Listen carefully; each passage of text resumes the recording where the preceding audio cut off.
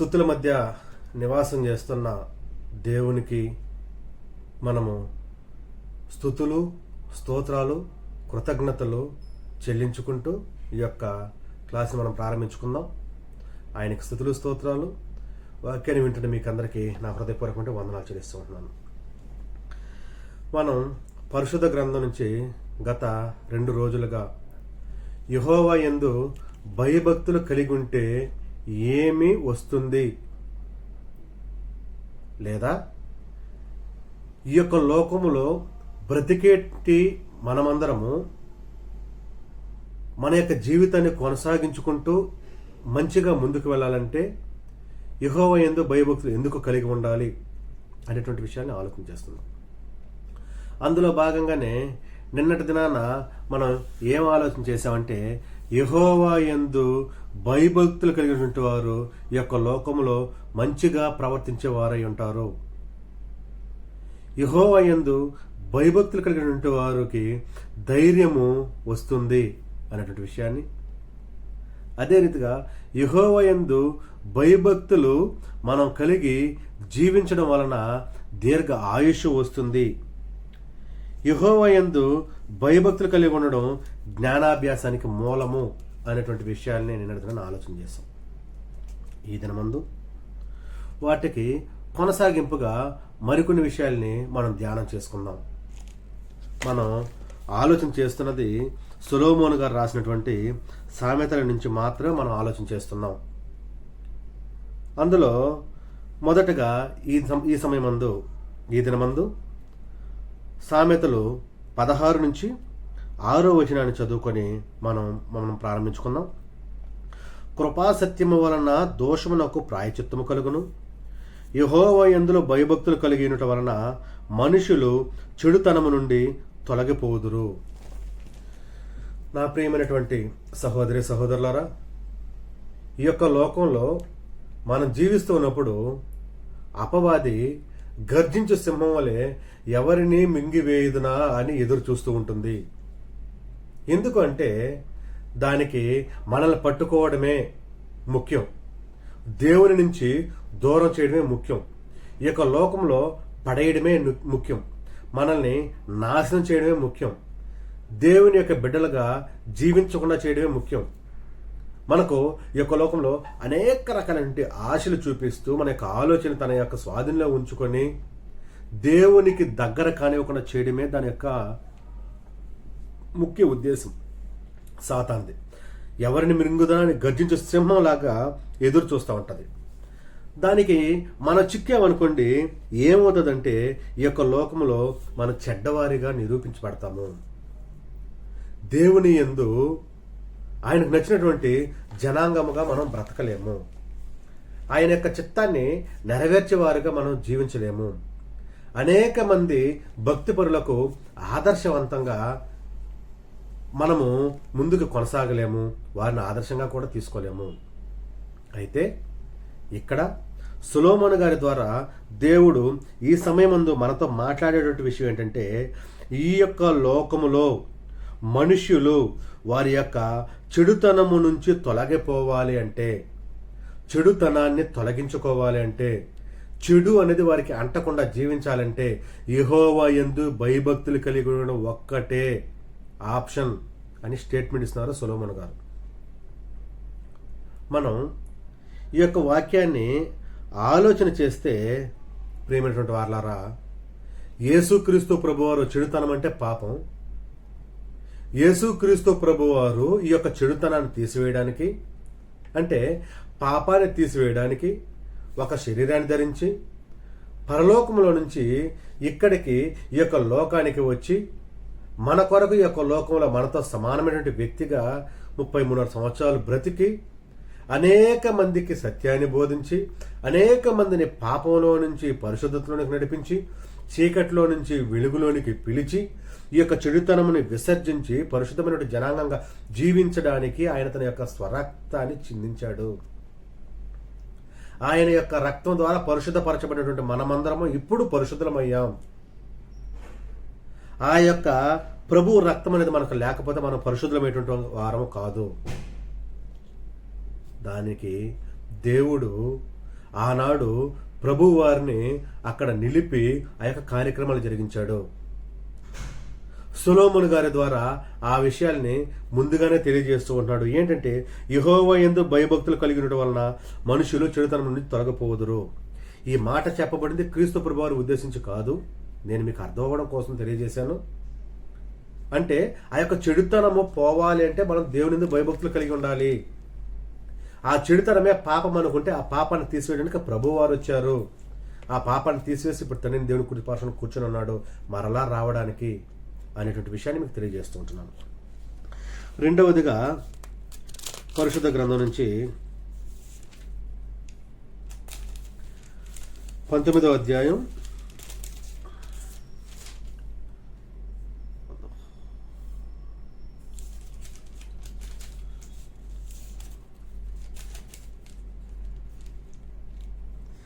23వ వచనం చదువుతున్నా చూడండి.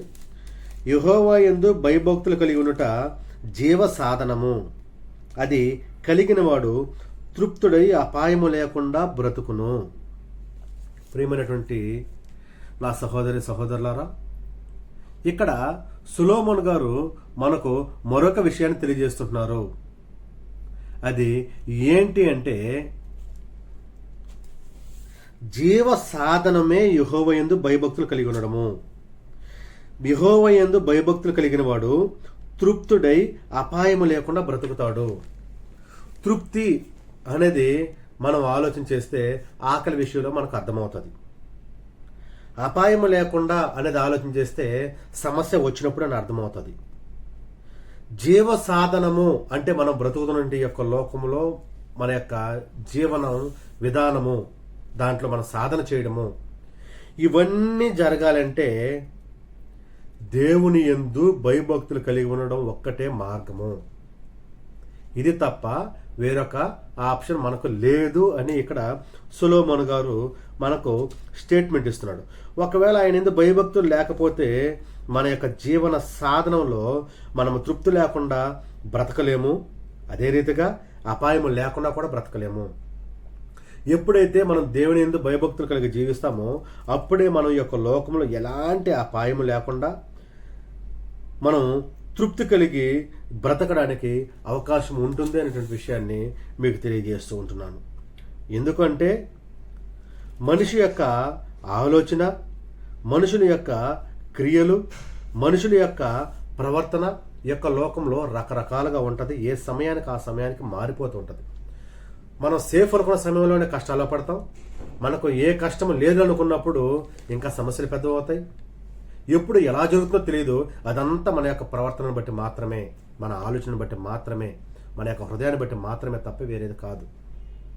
కాబట్టి మనం ఇలాంటివి ఏవి రాకుండా మన జీవ సాధనంలో తృప్తిగా జీవించాలి అపాయం లేకుండా అంటే దేవుని యందు మనం భయభక్తులు కలిగి ఉండాలి అనే విషయాన్ని మీకు తెలియజేస్తున్నాను. మరొక విషయాన్ని మనం చదువుకుందాం. 22వ అధ్యాయం 4వ వచనం చదువుతున్నాం చూడండి. యెహోవా యందు భయభక్తులు కలిగినట వినయమునకు ప్రతిఫలము, ఐశ్వర్యము ఘనతయు జీవమును దాని వలన కలుగును. దీనికి మించి ఏం కావాలండి? ఒక్కసారి వచ్చిన మనం ఆలోచన చేస్తే ఒక క్రైస్తవుడు ఈ యొక్క లోకంలో ప్రయాసపడడం, లోకంలో పాకులాడడం. ఎందుకంటే ఇక్కడ గ్రంథం మనకు క్లియర్గా తెలియజేస్తుంది. ఇక్కడ సొలొమోను గారు మనకు ఒక గొప్ప స్టేట్మెంట్ ఇస్తున్నాడు. నువ్వు ఈ యొక్క లోకంలో నీ యొక్క పరుగు డబ్బు సంపాదించాలనుందా? నీ యొక్క పరుగు ఘనత తెచ్చుకోవాలనుందా? నీ యొక్క పరుగు జీవము కోసం ఉందా? మనం ఆలోచించేద్దాం.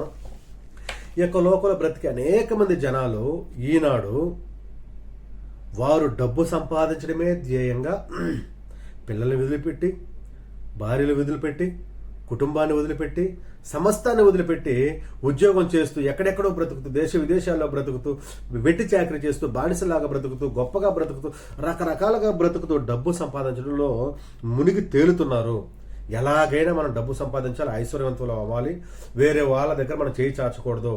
ఆలోచన తప్పు కాదు, కానీ ఆశ ఉండొచ్చు, కానీ అత్యాశ ఉండకూడదు. ప్రియమైనటువంటి వారలారా, అదే రీతిగా ఘనత, నీకు ఏం చేస్తే ఘనత వస్తుంది, నాకు ఏం చేస్తే ఘనత వస్తుంది? గొప్ప పేరు ఎలా వస్తుంది, గొప్ప పేరు కోసం ఎలా ప్రయాసపడాలి, ఎలా పాకులాడాలి, ఆ గొప్ప పేరు ఎలా తెచ్చుకోవాలి అని వారి యొక్క జీవన పోరాటంలో పరిగెడుతూనే ఉన్నారు. అయితే దేవుడు ఇక్కడ మనకు తెలియజేసేది ఏంటంటే, నీకు ఐశ్వర్యం కావాలంటే ఈ లోకం వెంట పరిగెత్తబాక, నీ ఉద్యోగం కోసం పరిగెత్తబాక, నీ వ్యాపారం కోసం పరిగెత్తబాక. నువ్వు పరిగెత్తాల్సిందే నా దగ్గరికి. నీకు ఘనత కావాలంటే నువ్వు మంచి పనులు చేస్తే ఘనత వస్తుంది, చెడ్డ పనులు చేస్తే ఘనత వస్తుంది, ఇంకొక కార్యక్రమం చేస్తే ఘనత వస్తుంది, ఇంకొక కార్యక్రమం చేస్తే ఘనత వస్తుంది, నా ఐశ్వర్యం ఇస్తే ఘనత వస్తుంది, లేకపోతే అనేక మంది ఆదుకుంటే ఘనత వస్తుంది. ఈ విధంగా నువ్వు ప్రయాసపడుతున్నావేమో, నీకు రాదు. నా దగ్గరికి వస్తే ఘనత వస్తుంది. నీకు జీవం కావాలని ఈ యొక్క లోకంలో కొట్టుమిట్టాడుతున్నావేమో. జీవం ఎలా తెచ్చుకోవాలి? క్రైస్తవులుగా మనకు మాత్రమే తెలుసు, లోకంలో అన్య జనాంగానికి తెలియదు. ఆ జీవము దేవుని యందు ఉంది. ఆ యొక్క జీవం కావాలంటే నువ్వు యెహోవా యందు భయభక్తి కలిగి జీవించు. అలా జీవించినప్పుడే నీకు ఐశ్వర్యము, ఘనత, జీవము దానివల్ల కలుగుతాయి. దేవుని యందు భయభక్తి కలిగి ఉండడము వినయమునకు ప్రతిఫలము. నా ప్రియమైనటువంటి వారలారా, దీనికి మించింది వేరేది లేదని నేను సొలొమోను గారి లాగా నేను కూడా స్టేట్మెంట్ ఇస్తాను. ఎందుకంటే మనకు డబ్బు కావాలన్నా, పేరు కావాలన్నా, జీవం కావాలన్నా దేవుని యందే ఉన్నాయి, ఈ యొక్క లోకంలో లేవు. మనం ప్రయాసపడుతున్న ప్రయాస మొత్తం వ్యర్థము, అనుదిన జీవితం మొత్తం వ్యర్థము. దేవుని నమ్ముకోవడం ఒకటే మనకు శరణము, అది తప్ప వేరేది లేదని మీకు నేను తెలియజేస్తూ ఉన్నాను. చివరగా ఒక వచనం చదువుకొని మనం ఈ యొక్క పాటను ముగించుకుందాం. ఇప్పటి వరకు మనుషులను ఆలోచన చేశాం. మనుషుల్లో ఇప్పుడు పురుషులు చెప్పేది పురుషులే అని అనుకుంటారు, పురుషులు చెప్పేది స్త్రీలకు కాదని అనుకుంటారు, లేదా స్త్రీ చెప్పేది పురుషులకే అనుకుంటుంది, పురుషులు చెప్పేది స్త్రీలకు కాదనుకుంటారు, ఒకరు చెప్పేది ఇంకొకరు కాదనుకుంటారు. అయితే ఈ సమయమందు మన యొక్క సహోదరులను బట్టి మనం ఆలోచన చేస్తే, స్త్రీలను బట్టి ఆలోచన చేస్తే 31వ అధ్యాయం చివరిలో 30 వచ్చిన ఒక మాట అంటాడు సొలొమోను గారు. ఆ యొక్క మాటను మీకు గుర్తు చేసి నేను ముగిస్తాను. అందము మోసకరము, సౌందర్యము వ్యర్థము, యెహోవా యందు భయభక్తులు కలిగిన స్త్రీ కొనియాడబడును. నా ప్రియమైనటువంటి ఆత్మ సంబంధమైనటువంటి వ్యక్తులారా, మీకందరికీ నేను తెలియజేసేది, నా ప్రియ సహోదరిమణులారా, నా సోదరులారా, మీకందరికీ నేను తెలియజేసేది ఒక్కటే. యెహోవా యందు భయభక్తులు కలిగి ఉంటేనే నువ్వు కొనియాడబడతావు. దేవుని యందు భయభక్తులు లేకుండా నువ్వు కొనియాడబడవు అనేటువంటి విషయాన్ని ఈ సమయమందు నీకు తెలియజేస్తుంటున్నాను. అందము మోసకరము, సౌందర్యము వ్యర్థము. నువ్వు అందం ఉందని విర్రవేగుతున్నావేమో, నీకు సౌందర్యం ఉందని నువ్వు విర్రవేగుతున్నావేమో, నీకు డబ్బు ఉందని నువ్వు విర్రవేగుతున్నావేమో, నీకు ఆస్తి ఐశ్వర్యం ఉందని నువ్వు విర్రవేగుతున్నావేమో. దేవుడు అనుకుంటే ఒక్క సెకండ్లో తీసివేయగలడు. నా ప్రాణమా తినుము తాగుము సుఖించుమన్నటువంటి ఒక భక్తిపరుడిని ఆయన అంటున్నాడు, ఈ రాత్రికి నీ ప్రాణవడితో నువ్వేం చేస్తావు? సమస్తమే వ్యర్థమే. సొలొమోను గారు కూడా తెలియజేశారు, భూమి ఎందే కానీ, సూర్యుని క్రిందే కానీ, ఆకాశం కిందే కానీ ఎక్కడైనా సరే నరుని ప్రయాస వ్యర్థమే. ఆ నరుని ప్రయాసలో ఈ లోకంలో నరునితో పాటు నువ్వు కూడా ఉన్నావు, స్త్రీ ఉన్నావు. నువ్వు నీ యొక్క ఆలోచనలు బట్టి నువ్వు భయభక్తులు కలిగిన స్త్రీగా నువ్వు అనుకుంటున్నావేమో, కానే కాదు. నువ్వు మంచి పేరు తెచ్చుకోవాలన్నా, నీకు ఘనత రావాలన్నా, నీ కుటుంబం నీ ద్వారా మహిమపరచబడాలన్నా, నీ కుటుంబం పేరు 10 మందిలో గొప్పగా వినబడాలన్నా అది స్త్రీ వలన మాత్రమే అవుతుందనేటువంటి విషయాన్ని ఇక్కడ సొలొమోను గారు తెలియజేశారు. నేను మీకు తెలియజేస్తున్నాను. ఈ యొక్క అధ్యాయంలో 10వ వచనం నుంచి మనం చదువుకుంటూ వస్తే, గుణవతి అయిన భార్య దొరుకుటరోదు, అటు ముత్యము కంటే విలువైనది అని చెప్తూ వస్తూ, ఆమె గుణవంతురాలైతే తన భర్తకి కావాల్సింది సిద్ధపాటు చేస్తుంది, తన పనివారికి కావాల్సింది సిద్ధపాటు చేస్తుంది, తన పిల్లలకు కావాల్సింది సిద్ధపాటు చేస్తుంది, తన భర్తకి మంచి పేరు రావడానికి ఆమె పని చేస్తుంది, ఉదయాన్నే లేస్తుంది, రాత్రి వరకు పని చేస్తుంది, వంటలు సిద్ధపాటు చేస్తుంది, పనివారికి పనులు సిద్ధపాటు చేస్తుంది. వీటన్నిటినీ చేసేది ఒక స్త్రీయే. ఆ స్త్రీ అలా చేస్తేనే ఆమె కొనియాడబడుతుంది, ఆమెకు ఘనత వస్తుంది, ఆమె అనేక మంది దగ్గర మంచి విశ్వాసాలైనటువంటి పేరు వస్తుంది.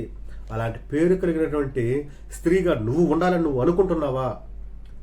అలా ఘనత వచ్చే రీతిగా నువ్వు బ్రతకాలని నువ్వు అనుకుంటున్నావా? దేవుని దగ్గర, లోకములో, నీ కుటుంబంలో, నీ భర్త దగ్గర, నీ పిల్లల దగ్గర, నీ బంధువుల దగ్గర నీకు ఒక మంచి పేరు రావాలి అని అనుకుంటున్నావా? నువ్వు కొనియాడబడాలనుకుంటున్నావా? అందరూ నేను ఆదర్శవంతంగా తీసుకొని నువ్వు అనుకుంటున్నావా? అయితే నీకు ఒకటే మార్గం, అదే దేవుని యందు భయభక్తులు కలిగి ఉండడం. అది తప్ప వేరేది నీకు లేదు. కాబట్టి నా ప్రియమైనటువంటి సహోదరి సహోదరులారా, దేవుని యందు భయభక్తులు కలిగిన స్త్రీ కొనియాడబడినని, ఈ యొక్క లోకంలో ఐశ్వర్యము, ఘనత, జీవము, ఆ తర్వాత సంతోషముతో జీవించడము, చెడుతనాన్ని విడిచిపెట్టి మనం ఈ యొక్క లోకంలో భయభక్తులు కలిగి బ్రతకడము, ఇవన్నీ దేవుని వలనే వస్తాయి. దేవుని యందు భయభక్తులు కలిగి ఉండడం వలనే ఇవన్నీ మనకు వస్తాయి అనేటువంటి విషయాన్ని మీకు తెలియజేస్తూ నేను ముగిస్తూ ఉంటున్నాను. మీకందరికీ వందనాలు.